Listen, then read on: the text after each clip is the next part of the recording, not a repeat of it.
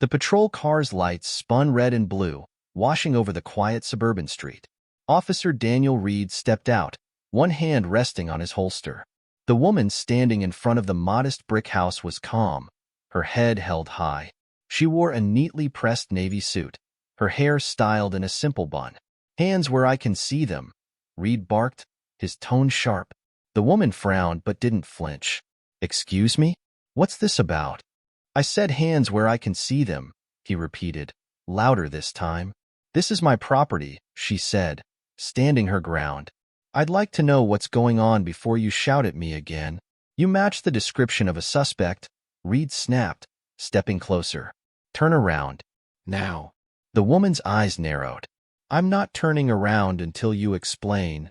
Reed grabbed her wrist, twisting it behind her back with unnecessary force. "Resisting arrest. That's another charge." "I'm not resisting," she said firmly, though her voice tightened with pain. "You're making a mistake." Ignoring her protests, he cuffed her and began shoving her toward the patrol car. She stumbled, her heels scraping against the pavement. A small crowd had gathered, murmuring in confusion and disbelief. "Call someone," she called out, her voice steady despite the chaos. "Call the federal courthouse." "Enough," Reed growled. "Save it for the judge." The woman let out a wry laugh. "You might regret saying that." Reed opened the car door and shoved her inside. As he slammed it shut, her words hung in the air, sending a ripple of unease through the growing crowd. What did she mean by that? Earlier that morning, Judge Maya Harrison had woken up before dawn, as she always did. Her calendar was packed. 3 hearings before lunch, a mediation afterward, and dinner with her mints. She thrived on structure and purpose, her life a testament to discipline and integrity. She had driven to the neighborhood to check in on her elderly aunt, a widowed woman who lived alone. Maya had promised to help with some home repairs and stayed longer than planned, fixing a leaky faucet and reviewing her aunt's medication schedule. It was well past noon when she stepped outside to find her car. The quiet street felt familiar, almost nostalgic, as she remembered summers spent there as a child. She noticed a patrol car idling nearby, but thought little of it. It wasn't until she reached her vehicle, parked a few houses down, that she sensed the officer watching her. Maya Harrison wasn't easily intimidated. A black woman who had risen to become a federal judge, she had faced her share of prejudice and ignorance. But there was something in the officer's stare that felt different, sharp, accusatory. She squared her shoulders and walked toward her car, refusing to acknowledge the knot forming in her stomach. Reed had been parked on the street for over an hour, bored and annoyed. A call about a suspected burglar had come in earlier, describing a black woman in her 40s seen lurking near homes. When he spotted Maya, he decided she fit the description. He radioed in his observation, ignoring the dispatcher's suggestion to wait for backup. Now he was out of the car and approaching her. "Ma'am," he said, his tone clipped, "can I see some ID?" Maya turned, raising an eyebrow. "Why? What's this about?" "You're under suspicion for trespassing and possibly burglary," Reed said, crossing his arms. "That's absurd," Maya said. "I'm visiting my aunt. She lives right there." She gestured toward the house she had just left. Reed shook his head, his expression hardening. "ID now." Her irritation flared. "I don't have to show you anything. I've done nothing wrong." The standoff escalated quickly.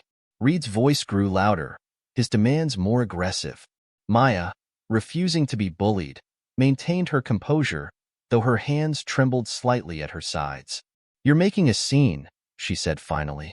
"I'll show you my ID, but I expect an apology when you realize you've got this all wrong." She reached for her purse, but Reed misinterpreted the gesture. He grabbed her arm roughly, spinning her around. "That's it. You're under arrest." "For what?" Maya demanded, her voice rising. "You tell me," Reed sneered. "We'll sort it out downtown." Neighbors began emerging from their houses, drawn by the commotion. Some recorded the scene on their phones. Others shouted at Reed to let her go. "She didn't do anything," one man yelled. "She lives here," another woman cried. Reed ignored them, shoving Maya toward the patrol car. She stumbled but didn't resist. As he pushed her into the back seat, she gave him a long, pointed look. You have no idea what you're doing, she said, her voice calm but firm. Reed smirked. Yeah, we'll see about that. He slammed the door shut, silencing her.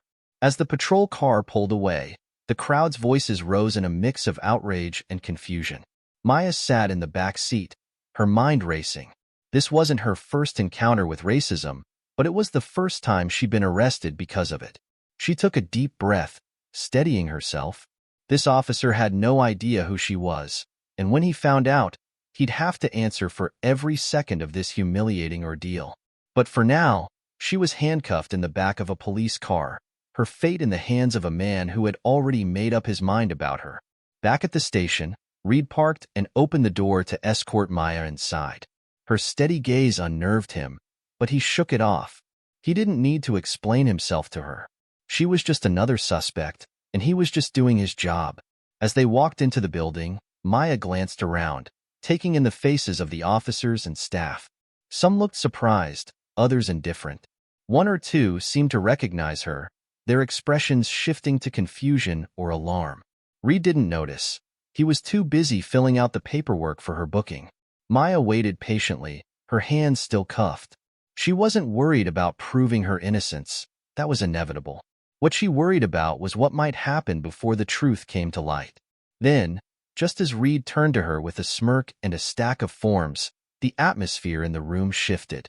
Someone had walked in, and the change was immediate. Whispers spread through the station like wildfire. Reed frowned, glancing over his shoulder. His expression darkened as the realization began to dawn on him, but it was too late. The room went silent as the station's captain entered, his face a mask of disbelief. Captain Luis Martinez was a seasoned officer, known for his no-nonsense demeanor. He had spent decades climbing the ranks and had seen almost everything, but the sight of Maya Harrison standing in handcuffs made his stomach drop. "Reed," Martinez said, his voice tight. "What the hell is going on here?" Reed, caught off guard, tried to play it cool. "Suspect matches the description of a burglar reported in the neighborhood." She refused to cooperate. Do you have any idea who she is?" Martinez interrupted, his voice rising. The weight of his words sent a ripple of unease through the other officers in the room. Reed frowned. "She's a suspect. That's all I need to know." Martinez's jaw tightened. He turned to Maya, who stood calm but visibly irritated. "Judge Harrison, are you all right?" The collective gasp from the surrounding officers was almost audible. Reed's eyes darted between Martinez and Maya. He opened his mouth to say something, but nothing came out. Maya met Martinez's gaze and nodded. "I'm fine, Captain, though I can't say the same for my schedule today."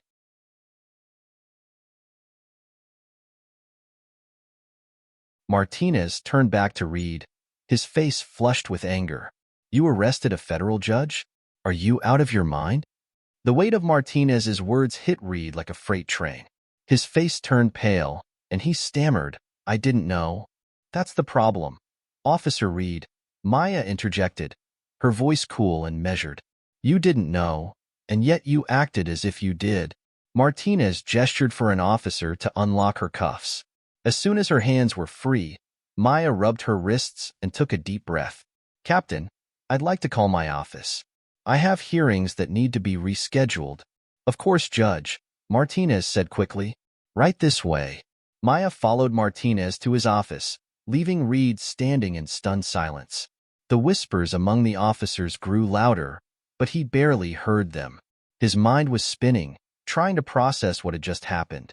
Inside Martinez's office, Maya placed a call to her clerk, calmly explaining the situation and arranging for her cases to be handled in her absence. Martinez stood nearby, his hands clasped tightly behind his back. When she hung up, he cleared his throat. "Judge Harrison, I can't express how sorry I am for this gross misconduct. Rest assured, there will be consequences." Maya tilted her head, studying him. "Captain, I appreciate your apology, but this isn't just about me. How many others has Officer Reed treated this way? How many of them didn't have the privilege of my position to shield them?" Martinez nodded, his expression grim. "I understand. We'll launch a full review of his conduct." Maya's gaze hardened. "Good. Because this isn't going away quietly." As Martinez assured her of his commitment to addressing the issue, Reed sat at his desk, feeling the walls close in. The murmurs around him had turned into pointed stares and hushed conversations. He felt like a man on trial, every glance a silent accusation. In his mind, he replayed the morning's events. Had he been too quick to judge? Too forceful? He dismissed the thought, clinging to his justification. He had acted on the description of a suspect, but deep down, a small voice nagged at him, reminding him of the doubt he had ignored when she mentioned her aunt. An hour later, Maya walked out of the station, her head held high. She had refused Martinez's offer of an official escort, insisting she could manage on her own. As she reached her car, she spotted a small group of neighbors who had gathered near the station. They waved and called out to her, their voices a mix of relief and admiration. "Are you okay?" one woman asked, her concern evident. Maya smiled. "I'm fine, thank you. Just a misunderstanding that's been cleared up." The crowd murmured in agreement, though their expressions suggested they knew better. As Maya drove away, she felt a mix of emotions.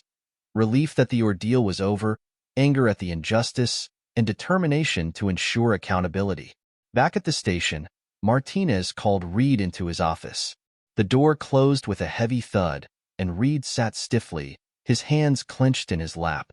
"Daniel," Martinez began, his tone cold, "do you have any idea how much damage you've done? Not just to Judge Harrison, but to this department." "I didn't know who she was," Reed said defensively. "I was following procedure." "Procedure?" Martinez's voice rose. "You escalated a situation without cause. You didn't investigate her claims. You ignored the crowd's protests, and you treated her like a criminal without any evidence. That's not procedure. That's bias." Reed flinched but said nothing. Martinez leaned forward, his eyes boring into him. "This isn't the first complaint we've had about you, Reed, and after today, it won't be swept under the rug. Consider yourself on administrative leave while we conduct a full investigation." Reed's heart sank.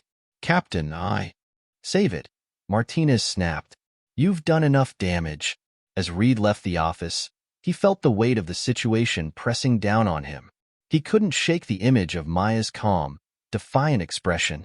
For the first time, he wondered if he had made a mistake, one that could cost him everything. Meanwhile, Maya returned to her chambers, greeted by a standing ovation from her staff. They had heard about the incident and rallied around her, their support both comforting and bittersweet. She thanked them but quickly shifted focus back to her work, determined not to let the morning's events define her day. Still, as the hours passed, the memory of Reed's smirk and the cold steel of the handcuffs lingered in her mind. This wasn't over. Not for her, not for him, and certainly not for the system that had allowed it to happen.